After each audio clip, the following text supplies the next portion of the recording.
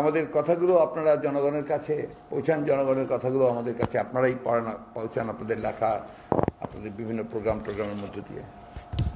আমি অনেকবারই বলেছি, এখন বলছি যে বাংলাদেশের একটা অত্যন্ত দুঃসময় চলছে এখন। এত বড় দুঃসময় কখনো আর চলে আমার কাছে মনে হয় না। আমরা তো ৭১ সালে যুদ্ধ করেছি, পরবর্তীকালে গণতন্ত্রের জন্য সংগ্রাম করেছি, লড়াই করেছি, বারবার করেছি। তো এখন যে সমস্যাটা দাঁড়িয়েছে যে এখন বাংলাদেশের মানুষের দাঁড়াবার কোথাও জায়গা নেই। একটা অন্যায়ের বিরুদ্ধে গিয়ে অন্তত কোথাও যে একটা আশ্রয় পাবে, কোথাও গিয়ে একটা শেল্টার নিতে পারবে, একটা রিলিফ পাবে, কোথাও জায়গা নেই। আগে আমরা সবাই মনে করতাম যে কোর্ট বোধহয় আমাদের সেই জায়গা, যে জায়গায় গেলে আমরা একটা আপনার আশ্রয় পাবো, একটা প্রতিকার পাবো, যেটাকে ইংরেজিতে রিলিফ বলা হয়, রিলিফ পাবো, বলাই হতো তাই। এবং বিভিন্নভাবে সেই রিলিফটা আমরা প্রথম দিকে আমরাও পেয়েছি, এখন দেখছি একেবারে শূন্য অবস্থায় চলে গেছে। রাষ্ট্র যখন আপনার নিপীড়নকারী হয়ে যায়, রাষ্ট্র যখন আপনার নির্যাতনকারী হয়ে যায়, রাষ্ট্র যখন আপনাকে ডিনাই করে আপনার রাইটসগুলো থেকে, এমনকি ন্যায় বিচার থেকে, তখন আপনার যাওয়ার জায়গাটা কোথায় থাকে? আমি এই কথাটা আজকে বলছি এই জন্যই যে দেখুন, খুব সুপরিকল্পিতভাবে আমার কথাটা কিন্তু আমি জোর দিয়ে বলছি, সে প্ল্যান থিং, সুপরিকল্পিতভাবে সুচিন্তিতভাবে বাংলাদেশকে একটা অকার্যকর রাষ্ট্রে পরিণত করা হচ্ছে। এখানে কোনো সুশাসন থাকবে না, এখানে কোনো রাষ্ট্রের কোনো প্রতিষ্ঠানগুলো স্বাধীনভাবে কাজ করতে পারবে না। আমাদের সংবিধানে যে সমস্ত প্রতিষ্ঠানগুলোকে স্বাধীনতা দেওয়া হয়েছে তারা স্বাধীনভাবে কাজ করতে পারবে না। সেইভাবেই কিন্তু ওই দিকে নিয়ে চলেছে আপনার রাষ্ট্রকে এই আজকে যারা ক্ষমতায় আছে তারা। আমি প্রথম থেকে আপনাদের বলেছি যে আসলে টার্নিং পয়েন্টটা ছিল আপনার তত্ত্বাবধায়ক সরকারের বিধানটাকে বাতিল করা। কারণ একটা অ্যাকাউন্টেবিলিটি যদি না থাকে এবং একটা পদ যদি না থাকে যে আপনি অন্তত 4 বছর 5 বছর পরে আপনি সরকার পরিবর্তন করার জন্য জনগণ তার একটা মতামত দিতে পারবে এবং সে পরিবর্তন করতে পারবে, শান্তিপূর্ণভাবে পরিবর্তন করতে পারবে, তাহলে কিন্তু কখনোই গণতন্ত্রই বলুন বা ওই আধারই গণতন্ত্র কাজ করতে সম্ভব হয় না। আজকে কি দাঁড়িয়েছে? গণতন্ত্রের নামে গণতন্ত্রকে কবর রচনা করা হয়ে গেছে ইতিমধ্যে। আজকে আইনের শাসনের কথা বলে আইনকে পুরোপুরিভাবে আপনারা ধ্বংস করা হচ্ছে। আমি কথাটা সুনির্দিষ্টভাবে বলতে চাই, ভেরি রিসেন্টলি আপনারা জানেন যে স্বাধীনতার সুবর্ণ জয়ন্তী পালন করতে গিয়ে সরকার ভারতের প্রধানমন্ত্রী নরেন্দ্র মোদীকে দাওয়াত করেছিলেন এবং তার আশাকে কেন্দ্র করে তিনি যখন ঢাকায় আসেন সেই দিনকে কেন্দ্র করে যে ঘটনাগুলো ঘটেছে আপনারা বেশিরভাগই এটাকে বলেছেন হেফাজতের তাণ্ডব। আমি এই শব্দটার সঙ্গে একেবারেই আপনার একমত নই। তাণ্ডব তো করেছে সরকার, অত্যন্ত ঠান্ডা মাথায় পরিকল্পনার মধ্য দিয়ে তারা এই তাণ্ডবটা করেছে এবং নাম দিয়েছে হেফাজতের তাণ্ডব। কারণ তারা একটা প্রতিবাদ দেখেছিল, একটা সংগঠনের, একটা রাজনৈতিক দলের বা একটা রাজনৈতিক দল নয়, যে কোনো সংগঠনের আপনার অধিকার তো আছে সংবিধান সম্মত যে আমি এটার সঙ্গে একমত নই, আমি এটা প্রতিবাদ করব। সেই প্রতিবাদ করার জন্য তারা 26শে মার্চে যখন আপনার ওই বায়তুল মোকাররম মসজিদের সামনে দাঁড়িয়ে প্রতিবাদ করছিল, সেই সময়ে আওয়ামী লীগের সন্ত্রাসীরা কিন্তু তাদের উপরে আক্রমণটা করেছে। প্রথম মজার ব্যাপার হচ্ছে শুধু শুধু হেফাজত নয়, সেদিন বাম সংগঠনগুলোও কিন্তু এর প্রতিবাদ করেছে। প্রেস ক্লাবের সামনে করেছে, আপনার শাহবাগ চত্বরে করেছে। মোদির সফরকে তারা এখানে আপত্তি জানিয়েছে এই জন্য যে মোদির এই সময় বাংলাদেশ সফর করা উচিত নয়, কারণ তার দেশেই আপনার এখানে এখন প্রচণ্ডভাবে আপনার সাম্প্রদায়িকতা চলছে, আপনার মানুষের উপর নির্যাতন করা হচ্ছে, গণতন্ত্র হত্যা করা হচ্ছে, সুতরাং দে অপোজড। আমরা কিন্তু ওইটার কোনো ওই সময় মোদির সফরকে কেন্দ্র করে বিএনপির তরফ থেকে কিন্তু আমরা কোনো প্রতিবাদ দিইনি, মিছিল করিনি।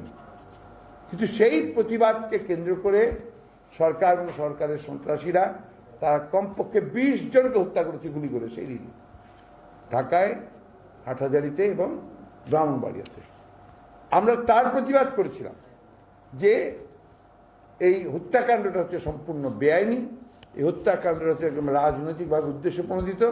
একটা মানবিক কারণে কোনো সরকার গুলি করে হত্যা করতে পারে না, আমরা সেও বিরোধিতা করেছিলাম। তো তখন কি করলো সরকার, এইটাকে কেন্দ্র করে ঘটনাটা আরও ঘটিয়েছে। এইটাকে কেন্দ্র করে তারা ওই 26শে মার্চ থেকে যেটা করলো সেটা হচ্ছে একদিকে আপনার যারা ইসলাম প্রচার করেন সেই সময় আলেম উলামাদেরকে গ্রেফতার করতে শুরু করলেন, অন্যদিকে বিএনপির নেতা কর্মী নেতা তাদের সকলকে আক্রমণ করা শুরু করলেন। এবং সবচেয়ে দুঃখজনক ব্যাপার হচ্ছে যে আমাদের এই যে জাতীয় নির্বাহী কমিটির সদস্য এবং আমাদের একটা সংগঠন আছে, আপনি জানেন, নারী ও শিশু অধিকার ফোরাম, এটা একটা অত্যন্ত অ্যাক্টিভ একটা সংগঠন। এই ফোরামের আমাদের যে আপনার সদস্য সচিব আমাদের নিপুণ রায় চৌধুরী, তার ব্যাপারে হঠাৎ করে দেখলাম যে আমরা একটা অডিও ক্লিপ ছাড়া হয়েছে আপনার টেলিভিশনগুলোতে, দু একটা টেলিভিশন, সবগুলোতে দু একটা টেলিভিশন। কি দেখাচ্ছে যে সেখানে সে নির্দেশ দিচ্ছে নিপুণ তার কেরানীগঞ্জের কর্মীকে যে তুমি জ্বালায় দাও। আপনারা খুব ভালো করে জানেন যে আজকাল টেকনোলজি এমন একটা জায়গায় গেছে যে যেখানে যে কোনো জিনিসকে আপনার তৈরি করা খুব কঠিন কাজ না, বা নট করে তৈরি করা কোনো কঠিন কাজ না। And this is no evidence. এটা কখনই কোনো আদালতে আপনার সেখানের মধ্যে বিজ্ঞ আইনজীবীরা আছেন, এটা এভিডেন্স হয়ে যেতে পারে না, it's can be an evidence.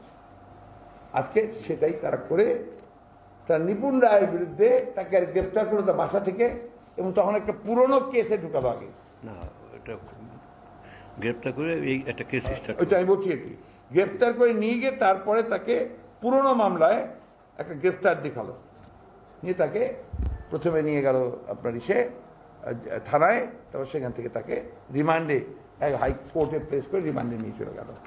সেই রিমান্ড আর শেষ হয় না, 10 দিন, 5 দিন, 7 দিন রিমান্ড।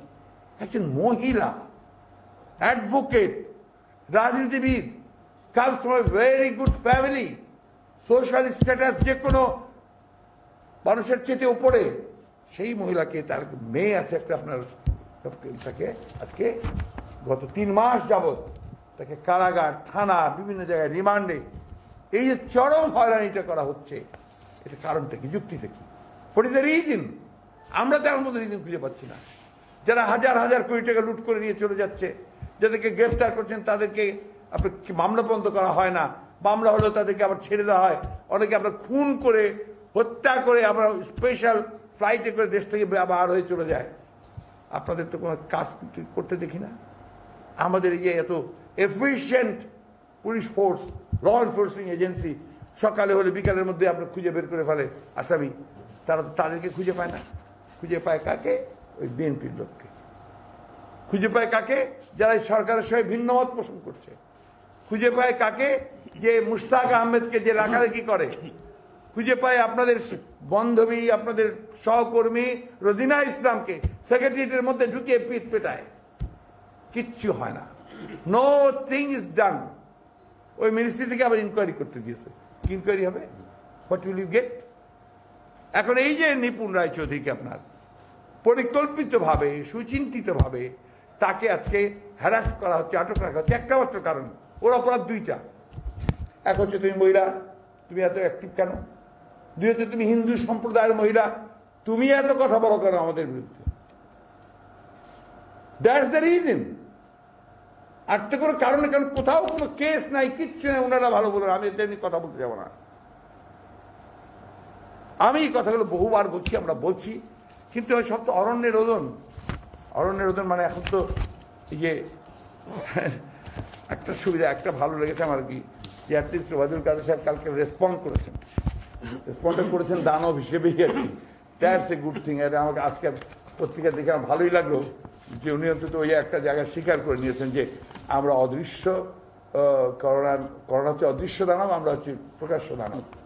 এই দানব কথাটা কিন্তু আমরা শুরু করেছি, কিন্তু চালু কিন্তু আমরা করিনি। এটা চালু করেছেন এই যে ওনাদের চিফ জাস্টিস সিনহা সাহেব। তিনি তার বইয়ের মধ্যে লিখেছেন যে that this government has become monstrous. পড়বেন বইটা, পড়া উচিত আপনাদের এই বইটা, যে একটা মনস্ট্রাস গভর্নমেন্ট চেপে বসেছে। এই রিয়ালিটিতে আমরা যে কি করে আছি, কিভাবে ভালো থাকি, কিভাবে আমি জানি না, বুঝতে পারি না। আমরা খুব, এই আমাদের জেনারেশন লোকেরা আমরা মানসিকভাবে খুব কষ্টে আছি। প্রায় আলোচনা করি, কথা বলি, হাত পা ছড়াছড়ি করি। আপনার ইটস এ ডিফিকাল্ট টাস্ক, কিন্তু আমাদের যে বিশ্বাস সবসময়, আমরা বিশ্বাসের উপরই তো বেঁচে থাকি। বলা যে হোপ, আশা, সে আশা নিয়ে আমরা বেঁচে আছি। আমরা বিশ্বাস করি যে আমরা জয় আমাদের হবে, জনগণের জয় হবে। কারণ আমরা যে আজকে চিৎকার করছি, কথা বলছি, আমরা এই যে নিপুণ কারাগারে যাচ্ছে। আপনার আরেকটা দেখেন আসলাম চৌধুরীর কি অপরাধ? যেটা অপরাধ দেখতে পাই আপনার কাগজে কলমে, যেটা দেখতে পেয়েছি সেটা হচ্ছে যে ব্যাংকের টাকা শোধ করে নাই, তাই না? চেক রিটার্ন করছে, তার জন্য এই 5 বছর তাকে জেলে থাকতে হবে। বিচার তো হচ্ছে, বিচার হবে। আর ওই যে টপ আপনাদের যে অ্যাডভাইজার, যিনি এই করোনা নিয়েও আমাদের সঙ্গে প্রতারণা করলেন, তাতে হাজার কোটি টাকা ব্যাংকে লোন হয়ে আছে, একটা দিনের জন্য তো গ্রেপ্তার করলেন না। উপরন্তু তার পুরস্কার দিয়েছেন, সরকারি গাড়ি বাড়ি ব্যবহার করে না? তো এই যে ঘটনাগুলো ঘটছে, আর কতদিন আমরা আপনার এইভাবে চোখ বন্ধ করে থাকবো?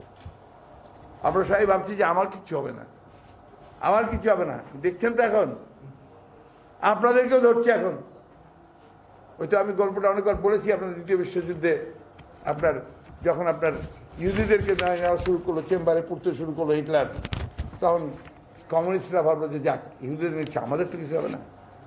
এরপরে নিল কমিউনিস্টদের, তখন লিবারাল ডেমোক্রেটসরা ভাবলো যে না, তো কমিউনিস্টদের নিচ্ছে, আমাদের কিছু নয়।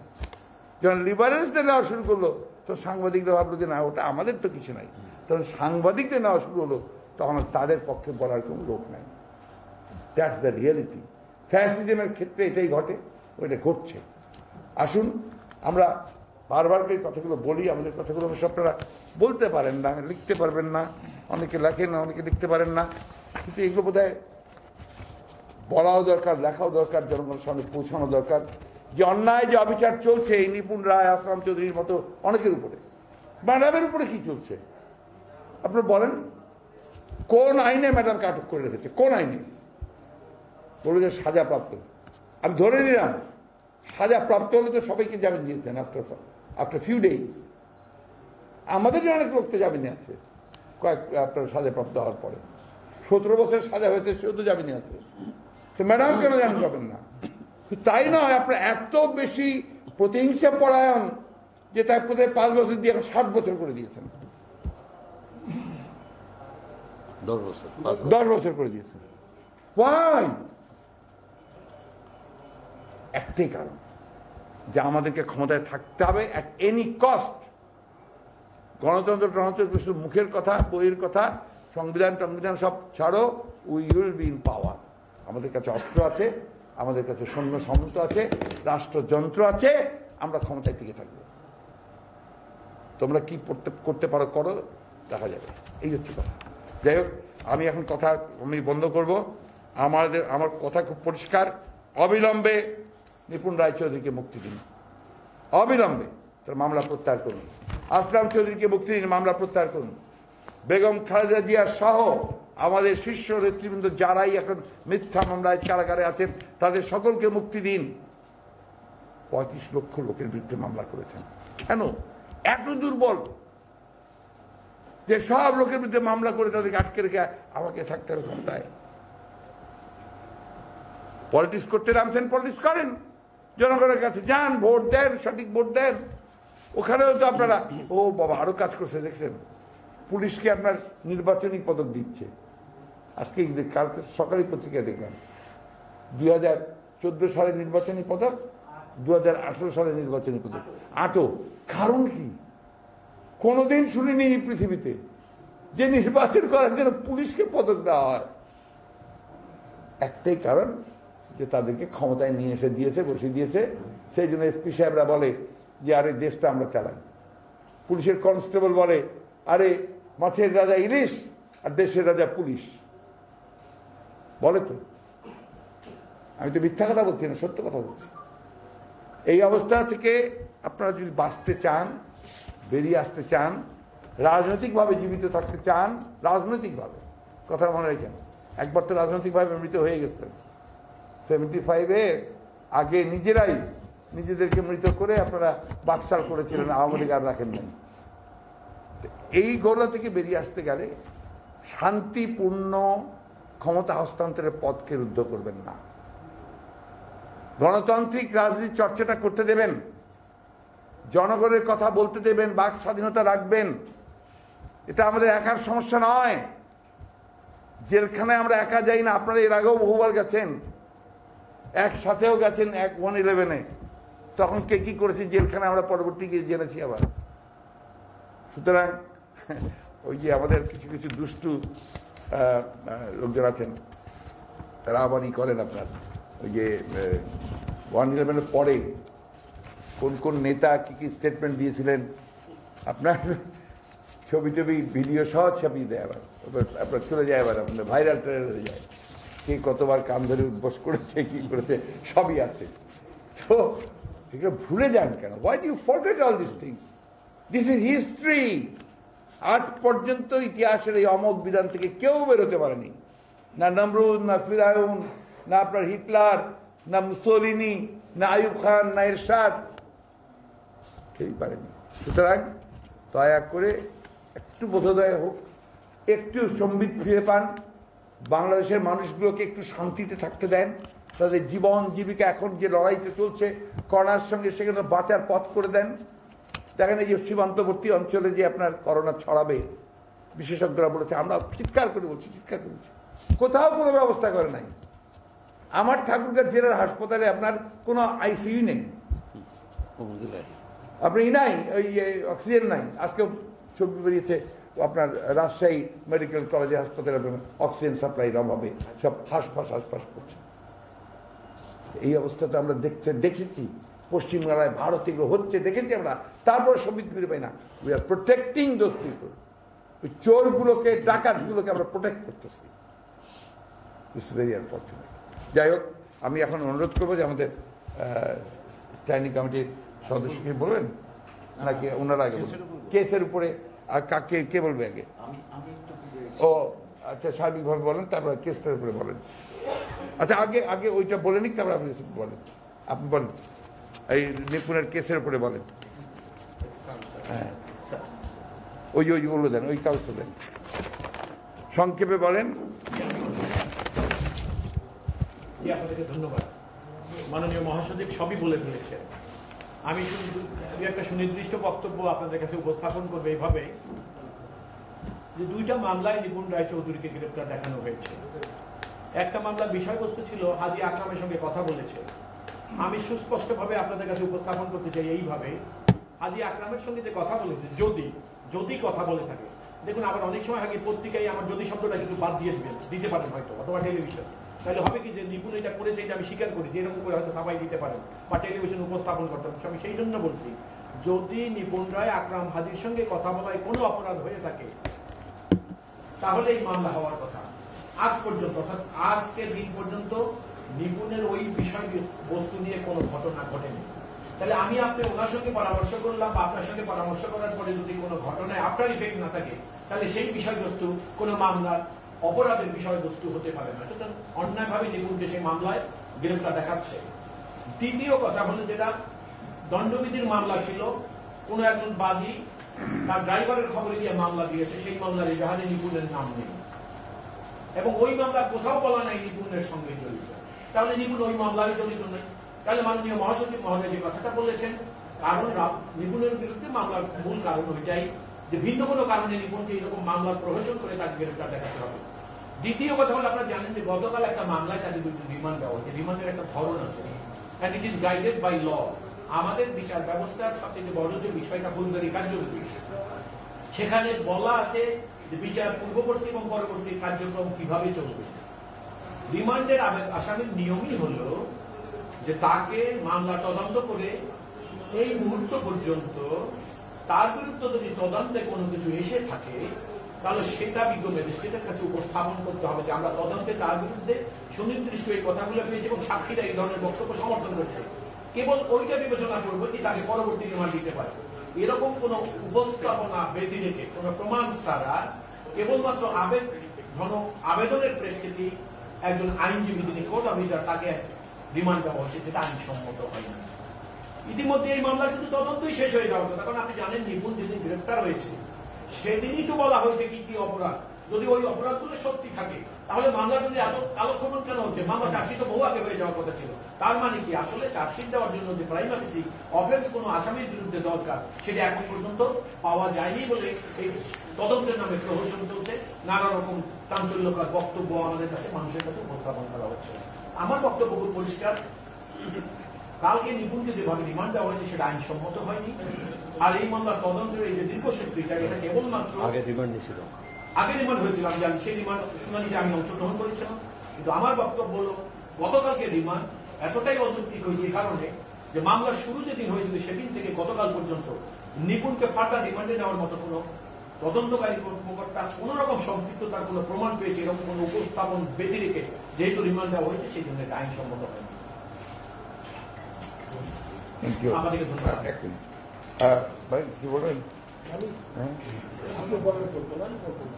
না না না, ওইটা এই কেসের ব্যাপারে কিছু বলবেন? আমি দাদা আমি কেসের ব্যাপারে আর বলবো না, আমি একটু অন্য জেনারেল কথা বলবেন। ঠিক আছে, তাহলে বলেন, আপনি বলবেন সংক্ষেপে, খুব সংক্ষেপে। আমাদের সংগ্রামী মহাসচিব মহোদয় সবকিছু বলেছেন। আসলে আমরা যে কথাটা বারবার বলে আসছি সুপ্রিম কোর্টের আইনজীবী হিসাবে এবং দলের একজন কর্মী হিসাবে, বর্তমান বাংলাদেশে একটা জুডিশিয়াল অ্যানার্কি চলছে এবং এই জুডিশিয়াল অ্যানার্কির কারণে আজকে নিপুণ রায় চৌধুরী বা আসলাম চৌধুরীরা সহ হাজার হাজার নেতাকর্মী এফেক্টেড হচ্ছেন।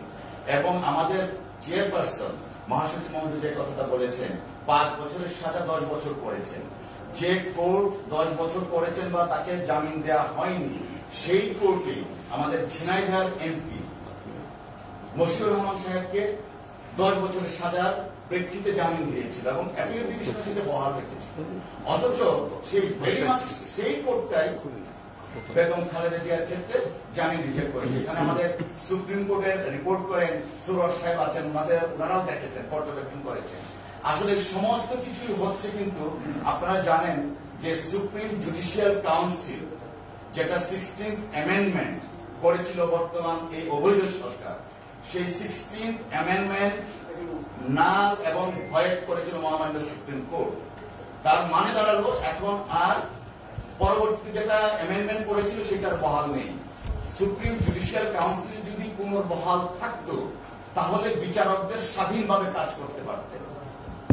এখন মহামান্য সুপ্রিম কোর্ট থেকে শুরু করে লোয়ার জুডিশিয়ারি পর্যন্ত কোন বিচারকরাই স্বাধীনভাবে কাজ করতে পারছেন না, কারণ তাদের চাকরি বা তাদের কাজ যে কোনো সময় পার্লামেন্ট তাদেরকে অব্যাহতি দিতে পারে। কিন্তু আমরা পার্টির পক্ষ থেকে আবারও দাবি জানাচ্ছি, যেহেতু মহামান্য সুপ্রিম কোর্ট সেই 16th অ্যামেন্ডমেন্টকে নাল এন্ড ভয়েড অর্থাৎ বাতিল করেছে, সুপ্রিম জুডিশিয়াল কাউন্সিল পুনর্বহাল সংবিধানে করতে হবে। দ্বিতীয় কথা হচ্ছে রিমান্ড এবং গ্রেফতারের বিষয়ে একটা সুনির্দিষ্ট ডিরেকশন আছে মহামান্য সুপ্রিম কোর্ট কর্তৃক। আপনারা জানেন যে সরকার বনাম ব্লাস্ট একটা মামলা হয়েছিল 2016 সনে। সেই 2016 সনে সরকার বনাম ব্লাস্টের মামলায় কয়েকটা দফা এবং নির্দেশনা দিয়েছে মহামান্য সুপ্রিম কোর্ট। দুঃখজনক হলে সত্য, এই সরকার তথা সরকারের পুলিশ বাহিনী সেই মহামান্য সুপ্রিম কোর্টের ডিরেকশনকে বৃদ্ধাঙ্গুলি দেখিয়ে মহামান্য সুপ্রিম কোর্ট অবমাননা করে বিরোধী দলের নেতা কর্মীদেরকে যাচ্ছেতাইভাবে গ্রেফতার করছে, বিনা ওয়ারেন্টে গ্রেফতার করছে এবং সময়ে অসময়ে তাদের প্রয়োজনে নির্যাতন করছে, রিমান্ডে নিয়ে যাচ্ছে। আমরা তাই বলতে চাই, দেশে আইনের শাসন কায়েম না হওয়া পর্যন্ত এবং আমাদের বিচার বিভাগ যদি স্বাধীনভাবে কাজ না করতে পারে, সরকারের নিয়ন্ত্রণে না আসতে পারে এবং সবকিছু করা হচ্ছে শুধুমাত্র বিরোধী দলকে নির্যাতনের জন্য এবং দমন করার জন্য, এদেশের গণতন্ত্রকে পুনঃপ্রতিষ্ঠা করার জন্য আমরা আবারও দাবি জানাবো যে আইনের শাসন কায়েম করতে হবে, সুপ্রিম জুডিশিয়াল কাউন্সিল সংবিধানে পুনর্বহাল করতে হবে, পাশাপাশি ব্লাস্ট সরকার বনাম ব্লাস্ট মামলায় যে নির্দেশনা দিয়েছিল 2016 সনে মহামান্য সুপ্রিম কোর্ট, সেই নির্দেশনার আলোকে আমাদের গ্রেফতার বা রিমান্ড সেটা অব্যাহত রাখতে হবে। অসংখ্য ধন্যবাদ আপনাদের। জি, ফজলুর রহমান সাহেব না বলেন অল্প সংক্ষেপে আর কি। জাস্ট সম্মানিত সাংবাদিক বন্ধুগণ, আমি একজন মুক্তিযোদ্ধা এবং মুক্তিযুদ্ধের সময় ক্লাস 9-10-এ পড়তাম। আমি MA ফাইনাল ইয়ারে পড়তাম ঢাকা বিশ্ববিদ্যালয়ে। এর আগে আমি একটা জেলার ছাত্রলীগের প্রেসিডেন্ট, নট ছাত্রদল তখন প্রতিষ্ঠিত হয়নি। আর এর আগে একটা জেলা ছাত্রলীগের জেনারেল সেক্রেটারি, 11 দফা আন্দোলনের কনভেনার। আজকে দেশ যে জায়গায় গিয়েছে, আমার এই 73 বছর বয়সে আমি বলছি, আমি যদি 50 বছর আগে জানতাম যে স্বাধীনতার 50 বছর পরে একটা রাষ্ট্রযন্ত্র এবং সরকার এই জায়গায় যাবে বাংলাদেশ নামে, হয়তো বা মুক্তিযুদ্ধে যাওয়ার আগে 100 বার চিন্তা করতাম। এটা কোনো দেশ হতে পারে না।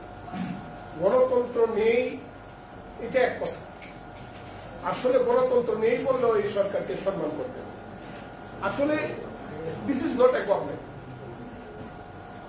এটা একটা জোর করে ক্ষমতায় বসা নিশিরাতের সরকার।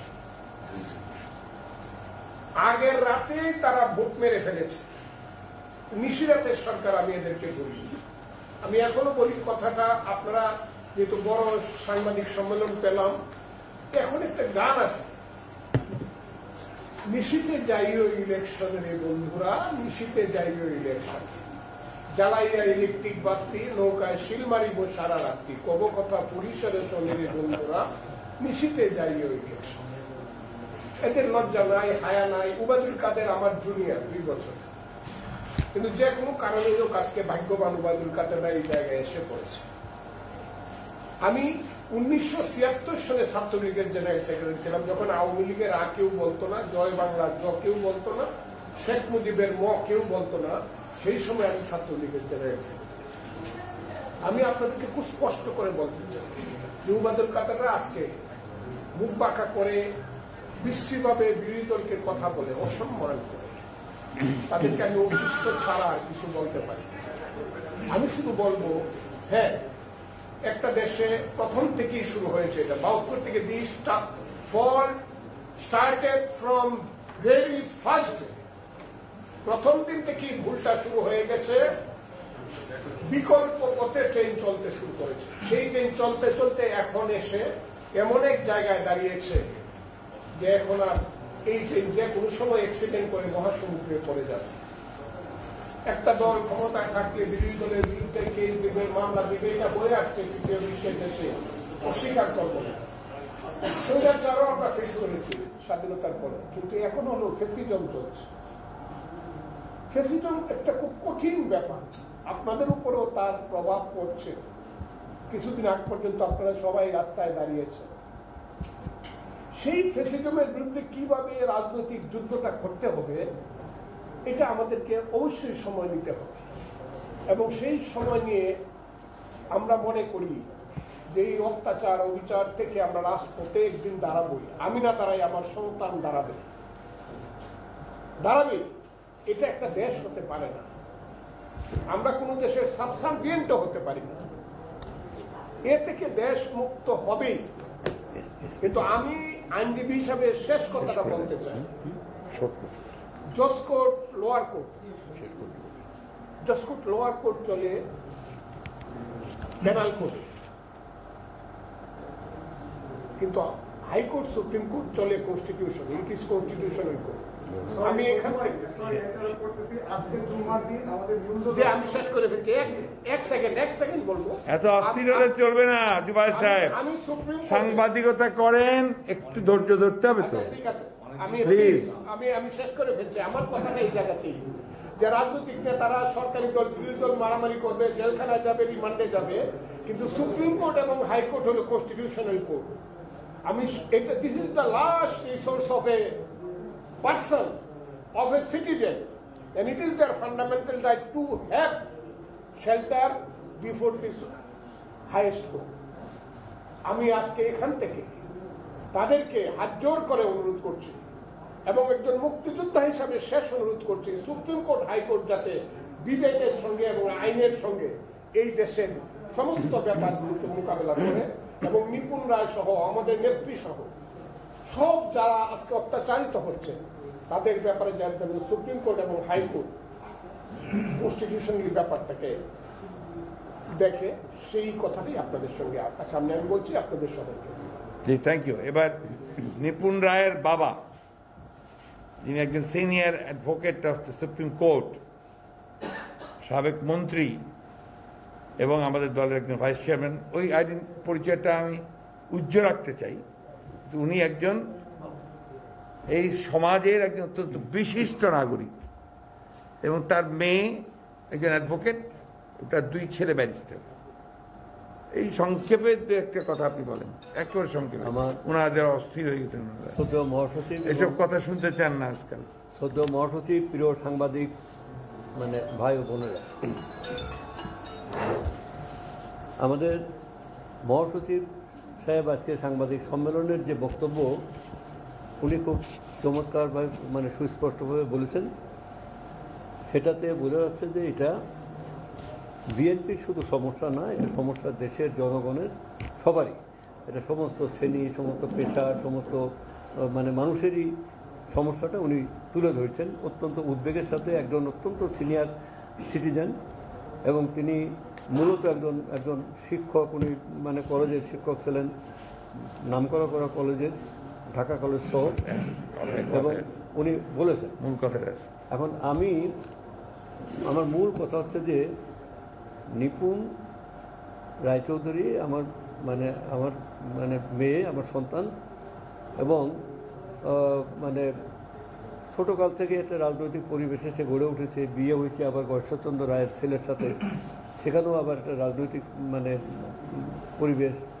ফলে সে মানে বয়স, তার মধ্যে এক ধরনের মানে দেশের জনগণ যা সারা জীবন প্রতিবাদী, একটা প্রতিবাদী একটা এটা অত্যন্ত বিপ্লবী ক্যারেক্টার, সে প্রতিবাদ করতে চায়।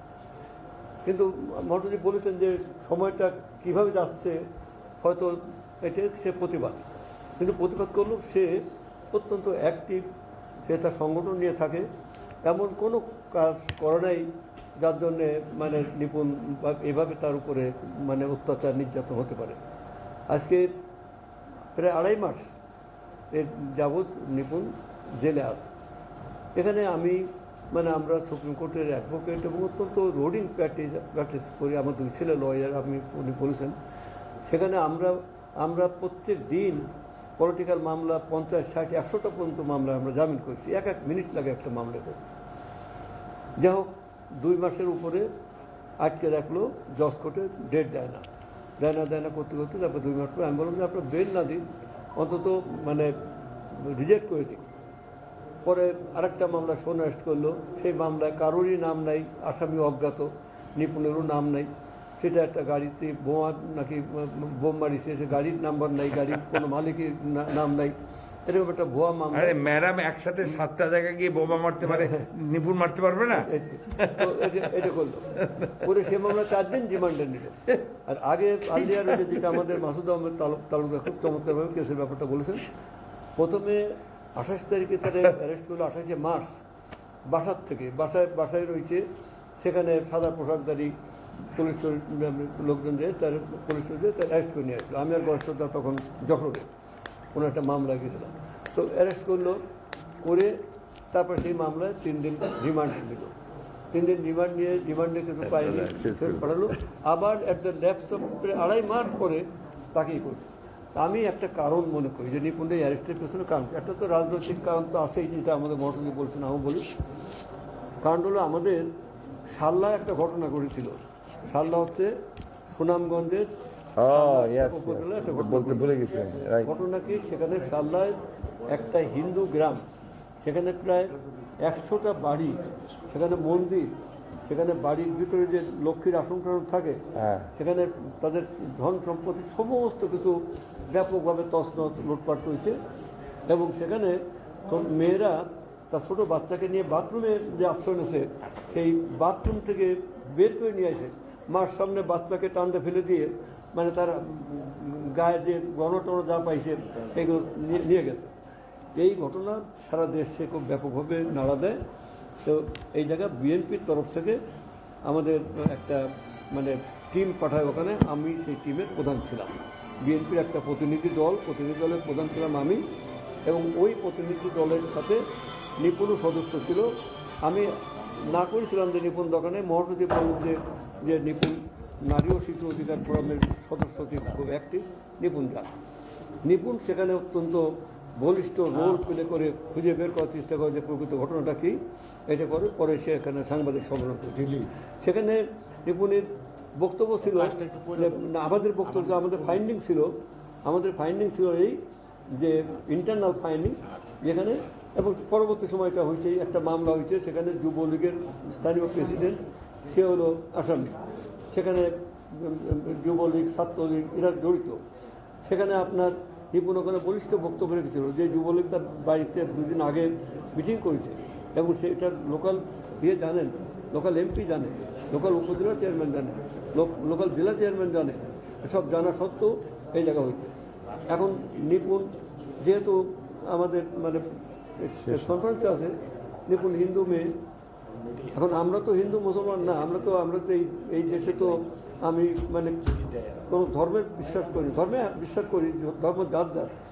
এখন নিপুণ মানে হিন্দু মেয়ে, নিপুণ কেন এত কথা বলবে, নিপুণ কেন তো ইয়ে করবে, এটা কথা। নিপুণ যদি থেমে যায় বা আরও যদি কত নিপুণ থেমে যায়, তাতে লাভটা তো দেশের হবে না, লাভ তো জনগণের হবে না, সবাই থেমে যাবে, সবাই করবে। এই হচ্ছে মূল জায়গাটা এখানে। আমাদের যৌবনে আমরা এরকমই প্রতিবাদ করে এসেছি, এরকমই প্রতিবাদ করেছি। যারা এখানে সিনিয়ররা 2-1 জানতে পারেন আসেন কিনা, যে আমরা ঢাকা ইউনিভার্সিটির ছাত্র সব আমরা প্রতিবাদ করে এসেছি। আমরা নতুন সমাজ চিন্তা করতাম, আমরা একটা প্রগতিশীল রাজনীতি। এখন অন্য সমাজ চিন্তা করেন দাদা। এখন ঘটনা হচ্ছে এই একটা ব্যাপার। আর পলিটিক্সের নিপুণ, যেহেতু পলিটিক্সে খুব এই জন্যই নিপুণের প্রতি। এখন আমি এই সাংবাদিক সম্মেলনে আমরা বলতে চাই যে নিপুণে যে আমাদের Masud Ahmed second remand is highly illegal. কারণ একই মামলায় তোমার রিমান্ডে নিলে তারপর কিছু পাওয়া গেল না, 2 মাসে 2.5 মাস সব পরে যে 2 মাস পরে যে 2.5 মাস পরে যে তাকে আবার রিমান্ডে নেওয়া হলো। এই যে রিমান্ডে নাও মানে রিমান্ড অর্ডার হয়েছে গতকাল, হঠাৎ করে ভার্চুয়াল রিমান্ড, তাও ভার্চুয়াল উইদাউট মানে অ্যাপিয়ারিং। এগুলো সেকেন্ড হলো অলরেডি মানে জজ কোর্টের নামঞ্জুর করলো মানে চিফ মেট্রোপলিটন সেশন জজ, তার বিরুদ্ধে আমরা হাইকোর্টে 2টা সিআরপিএস ফাইল করেছি। 25 তারিখে লাস্ট মান্থের 25 তারিখে নামঞ্জুর করেছে, 27 তারিখে আমরা মানে রোববার দিন হিয়ারিং করা হবে বিপদী হাইকোর্ট, অনারেবল হাইকোর্ট, আমরা সেখানে সিআরপিএস ফাইল করেছি। এবং আগামীকাল রোববারে 12 নম্বর কোর্টের তালিকায় আছে সে মামলা, আপনার একটা বোধহয় 82, একটা 87, এই 2টা মামলাই কালকে মানে বেল হিয়ারিং হবে। এইটা তো সরকারের গোয়েন্দা সংস্থা তো সব জায়গায় কিলবিল করে ঘুরে বেড়ায়, হ্যাঁ, মানে আমাদের এখানেও নিশ্চয়ই আছে, মানে আমাদের সাধারণ বেঞ্চের মধ্যে। তো এখন এরা জানে যে রোববার দিন নিপুণের বেল হিয়ারিং হবে, হঠাৎ করে তাড়াতাড়ি করে তাকে মানে ইয়ে করলো, ওই যে মানে রিমান্ড নিল। এটা মানে তো এখন হচ্ছে যে তাহলে আমরা যাব কোথায়, দাঁড়াবো কোথায়? সে আশ্রয়স্থল মানে বিচারকে প্রতিবন্ধকতার সৃষ্টি করা হবে, আবার মানে সময় মতো বিচারও আমরা পাবো না, বিলম্বিত হয়। তো এই পরিস্থিতির মাঝে আমি নিপুণের এই হয়রানি, জেলখানায় অবর্ণনীয় মানে কষ্টের মধ্যে আছে, সেখানে কাউকে দেখা করতে দেওয়া যায় না, কথা বলতে পারি না। সেখানে একটা জন্ডিস হয়েছে, সেটাও আমাদের জানানো হয়নি, ওখান থেকে আমরা জানতে পেরেছি, পরে জেলখানাতে জানাচ্ছে জন্ডিস হয়েছে। জন্ডিস হলে পরে ডাক্তার মানে কারা হাসপাতালে এনেছে, আবার একদিন পরে সেখানে আবার একটা ছেলের মাঝে থাকে, অর্থাৎ সে আর 2-3টে মেয়ে একটা ছেলের মাঝে, কারণ কারোর সাথে কথাও বলতে দেবে না, মিশতেও দেবে না। এই যদি হয়, এই কি আমার দেশ? এটা এই অবস্থা। আমরা নিপুণের মুক্তি চাই। একই সাথে আমি আমাদের প্রিয় নেত্রী বেগম খালেদা জিয়া, যার হাত ধরে নিপুণ রাজনীতিতে এসেছে, বেগম খালেদা জিয়ার উপরেও এরকম অবর্ণনীয় অত্যাচার নির্যাতন চলছে এইভাবেই যে তিনি 76 বছর বয়সী একজন মানে মহিলা, যা নানান রকম মানে অসুখের ইয়েতে, আমরা এখানে সবাই অ্যাডভোকেট অ্যাকসেপ্টিং 2 জন, তো আমরা অ্যাডভোকেট। এখানে আপনার যাবজ্জীবন সাজার মামলা, সাজা হওয়ার মানে উইদিন 1 মান্থ আমরা বের করে ফেলি, আর সেখানে তাকে এই বছর পর বছর তাকে জামিন দেওয়া হচ্ছে না, তাকে মানে ট্রিটমেন্ট করা হচ্ছে না। তিনি এখন তো নানান জটিলতায় ভুগছেন, লিভার সহ, তাকে দেশের বাইরে মানে অ্যাডভান্স ট্রিটমেন্টে পাঠানো। অতএব আমরা ম্যাডাম আসলাম সহ আমরা সমস্ত যারা বিএনপির মানে নেতাকর্মীরা আছে রাজনৈতিক মামলায় তাদের মুক্তি দাবি করি। আপনাদের সবাইকে দাদা কথা হ্যাঁ না বলেন। হ্যাঁ শোনা যায়? হ্যাঁ যাই, আছে আছে বলেন। প্রিয় সাংবাদিক ভাই ও বোনেরা, বিএনপির সঙ্গে মহাসচিব জনাব মির্জা ফখরুল ইসলাম আলমগীর কর্তৃক আজকে এই সাংবাদিক সম্মেলনে অন্যান্যদের সাথে আমি উপস্থিত হয়েছি। নিপুণ রায়, আসলাম চৌধুরী, আমাদের ম্যাডাম বেগম খালেদা জিয়া, সকলেরই একই অবস্থা। একটা নীতি আইনিও আমরা জানি যে ব্যবসা বাণিজ্য পার্টনারশিপ, মালিক একাধিক মালিক ব্যবসা করে, আবার বিভিন্ন শিল্প কারখানা দেশে বিদেশে এটার নাম জয়েন্ট ভেঞ্চার। তো রাষ্ট্র যে জয়েন্ট ভেঞ্চারে চলে সেটা আমরা খুব স্পষ্ট দেখছি। তো জয়েন্ট ভেঞ্চারের একটা সিস্টেম আছে, বাংলাদেশের দুটো হোস্ট কান্ট্রির পার্টনার অলওয়েজ মোর দেন 51%, আর 51-এর ভ্যালু হবে পার্টনার। আমাদের যে রাষ্ট্র চলতেছে যে জয়েন্ট ভেঞ্চারে, তাতে আমার মনে হয় যে মোর দেন 60% ফরেন কর্তৃত্ব আর লেস দেন 40% হলো আমাদের কর্তৃত্ব। সুতরাং দেশের মালিক যদি জনগণ না হয়, রাষ্ট্রের মালিক যদি রাষ্ট্র না হয়, রাষ্ট্রের মালিক যদি যৌথ ইয়েতে জয়েন্ট ভেঞ্চারে চলে, তাহলে নিপুণ রায়দের এই দুর্দশা হবে এবং আপনারা আমার সভা হবে তাদের প্রস্তুত থাকতে হবে। আপনারা জানেন তো স্বাভাবিক মৃত্যু হচ্ছে, স্বরাষ্ট্রমন্ত্রী বলছেন, তাদের পুষ্য ডাক্তারও বলছে তার লেখক মোস্তাক। নিপুণের উপর যতটুকু খবর রাখি যে নির্যাতনটা হচ্ছে জাস্ট লাইক এ কন্ডেন্স সেলে, 24 ঘন্টার মধ্যে আধা ঘন্টা 15 মিনিটের বেশি তার লক খোলা হয়। তো সেদিন হয়তো নিপুণের ভবিষ্যৎটা যদি মোস্তাকের মতো হয়, এটা আশ্চর্য হওয়ার কিছু নাই। এটা আশ্চর্য হওয়ার কিছু নাই। এখানে ডাক্তার আছে, বলবো স্বাভাবিক মৃত্যু, এটা বলবে স্বাভাবিক মৃত্যু। সুতরাং নিপুণকে কষ্ট দেওয়াটা সরকারের পক্ষে যত না দায়িত্ব, তার চেয়ে বেশি দায়িত্ব তার পার্টনারকে খুশি করার জন্য। সেই কারণেই নিপুণদের ভাগ্যে এরকম হবে। আমি তাকে আমার কর্মীর মতো মনে করি। আই ফিল প্রাউড, তার মতো কর্মী দরকারই। আর সে যদি দেশের জন্য জীবন দেয়, মোস্তাকের মতো ভাগ্য বরণ করে, আমি চোখে জল ফেলব। আমি নিপুণের মুক্তি চেয়ে দেশবাসীর মুক্তি, গণতন্ত্রের মুক্তিটাই গ্রহণ করে দেখি এবং খালেদা জিয়া তাই দেখে। আমরা তার অনুসারী, অনুগামী। সো দ্যাট আমার সুস্পষ্ট কথা, আমাদের মরতে হবে, আমাদের লড়তে হবে, দেশকে মুক্ত করতে হবে। সেদিন খালেদা জিয়া মুক্ত হবে, নিপুণ রায় মুক্ত হবে। কোর্ট কাছারির কাছে কান্নাকাটি, মানে কোর্ট না, যেখানে আদালতের আদালতের যারা বিচার করে তাদের মেরুদণ্ড নাই, তাদেরকেও বিদেশিদের কথা শুনতে হয়। ওইটা বলবেন যে প্রুভ করেন, প্রুভ করা যায় না। আমার যে জিজ্ঞেস করে ভগবান আছে, প্রুভ করেন তো। আমি ভগবান আছে প্রুভ করতে পারবো না আমার মতো মানুষ, তাই বলে ভগবানের অস্তিত্ব নাই এটা প্রমাণ হয় না। So try to feel the position of the country, যে আমরা আছি জয়েন্ট ভেঞ্চারের সরকার। এইটা লড়াই সংগ্রাম আর মৃত্যুর পথ বেছে নেওয়া ছাড়া যেমন দেশ স্বাধীন হয় নাই, তেমন গণতন্ত্রের মুক্তি হবে না, নিপুণ রায়েরও মুক্তি হবে না, খালেদা জিয়ার মুক্তি হবে না। আমরা সবাই জি আপনাদের দুঃখিত যে আমরা নর্মালি যে সময় নিই তার সাথে একটু বেশি সময় নিতে, এটা খুব প্রয়োজন ছিল। আপনারা দেখেছেন যে আমরা যাদেরকে এখানে আজকে নিয়ে এসেছি, যদিও তিনি আমাদের জাতীয় স্থায়ী কমিটির সদস্য, কিন্তু অ্যাট দি সেম টাইম উনি নিপুণের ফাদার ইন ল। আর নিতাই বাবু আপনারা জানেন যে তিনি আপনার নিপুণের বাবা, কিন্তু অ্যাট দি সেম টাইম উনি হচ্ছেন একজন প্রখ্যাত আইনজীবী এবং সাবেক মন্ত্রী। আর যারা আছেন তারা আমাদের আইনজীবী ফোরামের পরিচয় আছে আপনাদের সঙ্গে। আইনজীবী ফোরামের রিপ্রেজেন্ট করেন, আমাদের আইন সম্পাদক আছেন, সদস্য সচিব আমাদের এখানে মাসুদ তালুকদার সাহেব, আমাদের আরও একজন বিশিষ্ট রাজনীতিবিদ এবং আইনজীবী। আমরা কিন্তু আজকে সুনির্দিষ্টভাবে আপনাদের সামনে হাজির হয়েছি। তো হ্যাঁ বলেছি, এখানে সমস্যা হচ্ছে কি আপনার যে মাঝে মাঝে হয়তো আপনাদের একটু অনেকের বিরক্তি উৎপাদন হতে পারে, কিন্তু বিরক্তি উৎপাদনটা যেন বেশি করে হয় টোটাল সিস্টেমের উপরে, তাহলে হয়তো আমাদের কিছুটা আমরা মুক্তি পেতে পারি। থ্যাংক ইউ, অনেক ধন্যবাদ। হ্যাঁ হ্যাঁ হ্যাঁ হ্যাঁ নিশ্চয়ই নিশ্চয়ই।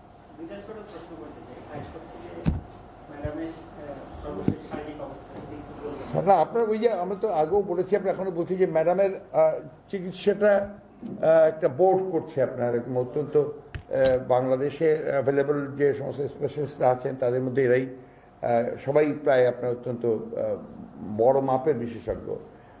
তাদের সর্বশেষ যে বক্তব্য সে হচ্ছে যে ম্যাডাম এখন ধরেন মিনিমাম যে প্যারামিটারগুলো আছে আপনার করোনার, পোস্ট কোভিডের, পোস্ট করোনার, সেগুলো থেকে উনি মোটামুটি এখন বেটার, বাট মানে ফান্ডামেন্টাল কিছু প্রবলেম হয়েছে, যে প্রবলেমগুলো আপনার খুব আপনার উদ্বেগজনক। এক নম্বর হচ্ছে তার হার্টের প্রবলেম খুব অ্যাকিউট আছে এবং কিডনির সমস্যাটা খুব অ্যাকিউট, দুটোই।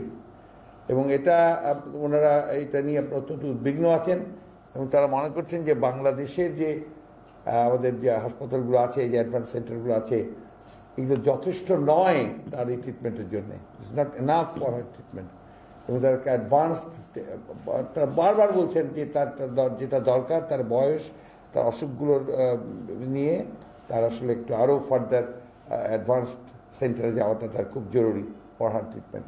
আমরা সেটা বারবার বলেছি, সেটাই বলছি আর কি। ধন্যবাদ।